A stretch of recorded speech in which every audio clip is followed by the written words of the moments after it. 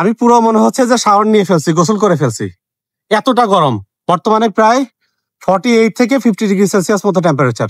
প্রথমে কিন্তু গেটটা খুলে যাবে, খোলার পরেই আমরা ভিতরে প্রবেশ করলাম।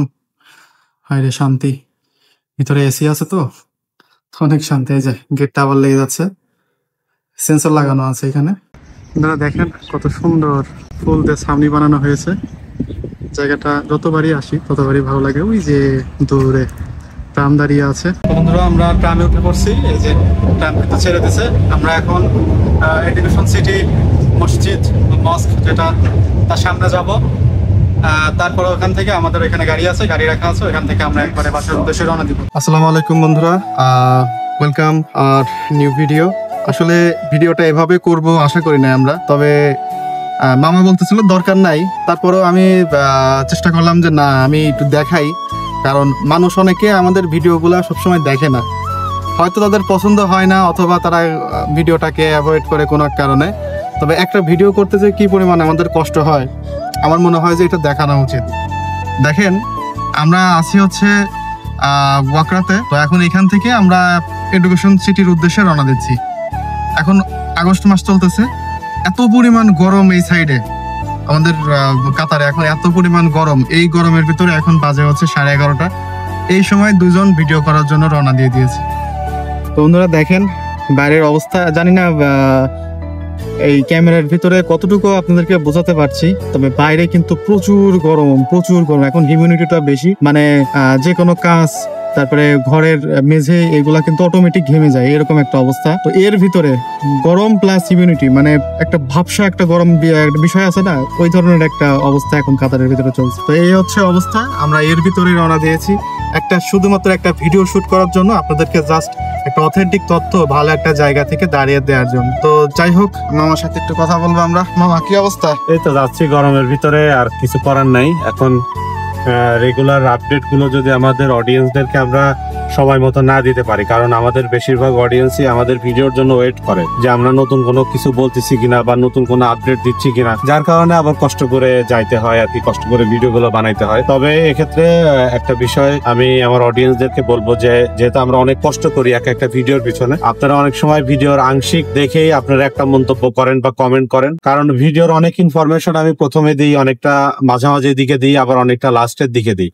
ভিডিওর বিভিন্ন অংশে বিভিন্ন ধরনের ইনফরমেশন থাকে। আপনারা যদি সম্পূর্ণ ভিডিওটা না দেখেন তাহলে কিন্তু টোটাল ভিডিওর সামারিটা বুঝতে পারবেন না। তো ভিডিওটা যদি না টেনে সম্পূর্ণ ভিডিওটা 5-10 মিনিটের ভিডিও যদি একটু সুন্দর করে মন দিয়ে যদি একবার দেখেন, তাহলে আমি ভিডিওতে আসলে কি বলতে চেয়েছি সেটা আপনাদের কাছে খুব সহজে ক্লিয়ার হয়ে যাবে। আর যদি ভিডিওটা কেটে কেটে দেখেন তাহলে কিন্তু দেখা গেল অনেক ইনফরমেশন আপনার বাদ পড়ে যাবে, তো তখন আমাকে নিয়ে আপনি ভুলও বুঝতে পারেন। আপনাদেরকে একটা রিকোয়েস্ট করবো, সম্পূর্ণ ভিডিওটা দেখবেন, যেহেতু এত কষ্ট করে ভিডিওটা বানাই আপনাদেরকে জাস্ট শুধু ইনফরমেশন গুলো দেওয়ার জন্য, আপডেট গুলো দেওয়ার জন্য। পাশাপাশি আপনারা জানেন যে আমরা ভিসা রিলেটেড কন্টেন্ট ক্রিয়েশন যখন থেকে শুরু করেছি শুধুমাত্র একটা তথ্য দিয়েই কিন্তু আমরা বসে নেই, পাশাপাশি আমরা চেষ্টা করি আপনাদের আমাদের সাথে কানেক্ট রাখার জন্য। আপনারা খেয়াল করছেন এর আগে আমি রেগুলার লাইভ করছি, এখনো লাইভ করার চেষ্টা করি যখনই সময় পাই। আবার আপনাদেরকে বিভিন্ন ভালো ভালো এজেন্সির অ্যাড্রেস দিয়েছি। আলহামদুলিল্লাহ বর্তমানে যারা অলরেডি ইউরোপে চলে গেছেন তারাও আমাদের ভিডিও দেখেন, কারণ তারাও ভিডিও দেখেন যে তাদের অনেক ভাই ব্রাদার ছোট ভাই তাদেরকে তারা ইউরোপে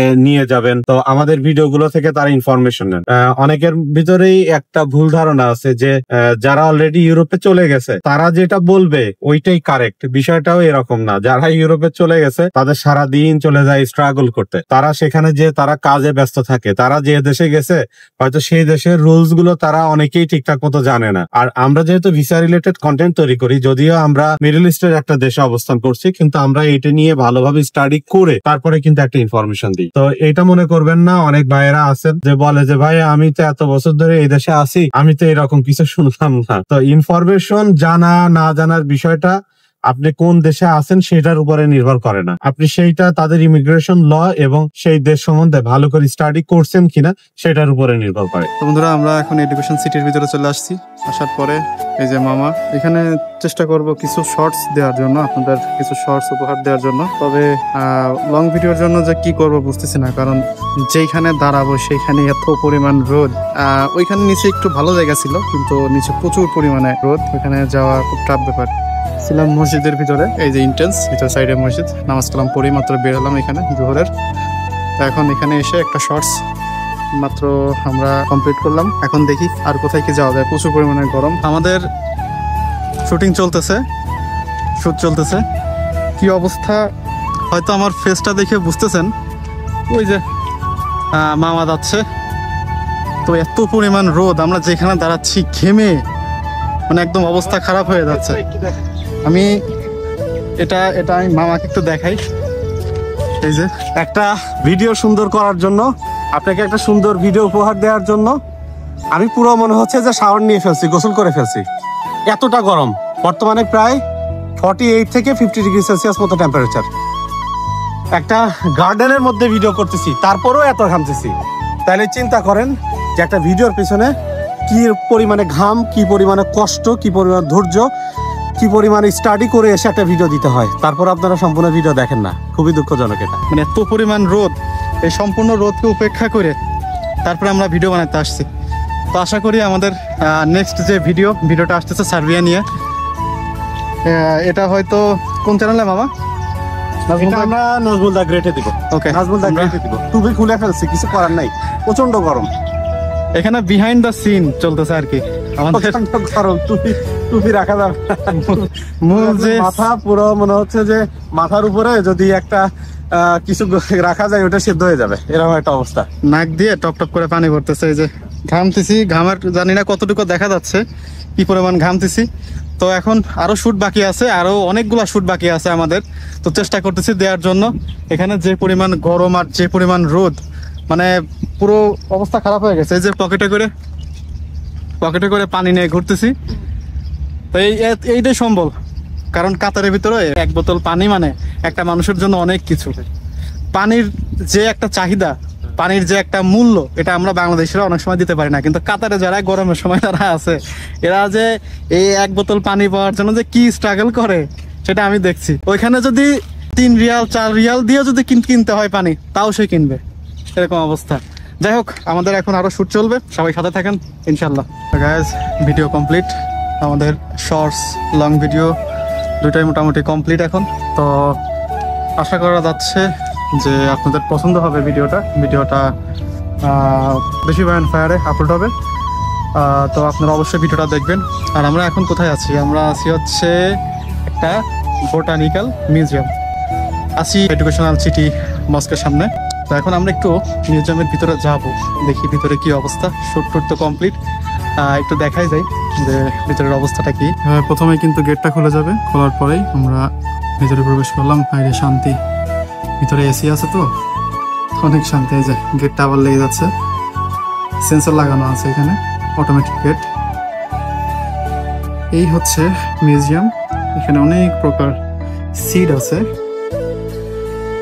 এই যে অনেক পুরাতন সব গাছের সিড। এই যে, আর ওই যে মামা বসে আছে, সে আগে থেকে ভিতরে ঢুকে বসে আছে। এত পরিমাণ গরম সহ্য করতে না পেরে সে আগে থেকে এইখানে।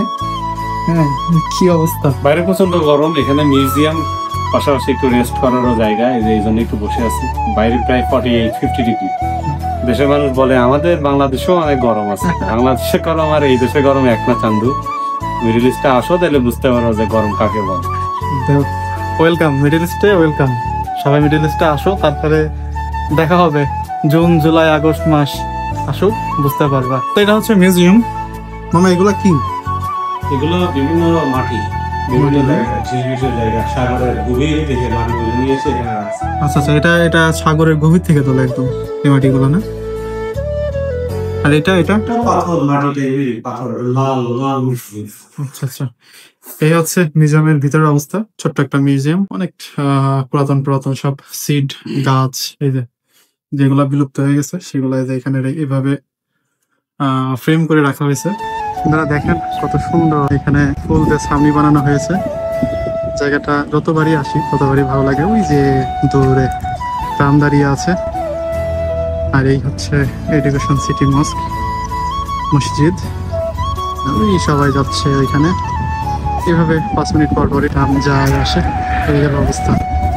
সুন্দর একটা জায়গা, এটা অনেক মনোরম একটা পরিবেশ, কিন্তু গরমের কারণে আমরা উপভোগ করতে পারতেছি না। তো বন্ধুরা আমরা এখন আসি হচ্ছে কি এটা, জর্জ মেলন ইউনিভার্সিটি। আচ্ছা আচ্ছা, এটার ট্রাম স্টেশনে বসে আছি। এই যে এয়ার কন্ডিশন রুম, এটা এখানে বসে আমরা ট্রামের জন্য ওয়েট করতেছি। এখন আমরা আবার এডুকেশন সিটির যে স্টেশন, এডুকেশন সিটি মস্কের যে স্টেশন, ওখানে আমরা যাব। ওখানে ওটার পাশেই আমাদের গাড়ি পার্কিং করা আছে। ওখান থেকে আমরা আবার আমাদের বাসার উদ্দেশ্যে রওনা দিব ইনশাআল্লাহ। চলে আসছে, ট্রাম চলে আসছে, আমরা এখন ট্রামে উঠবো।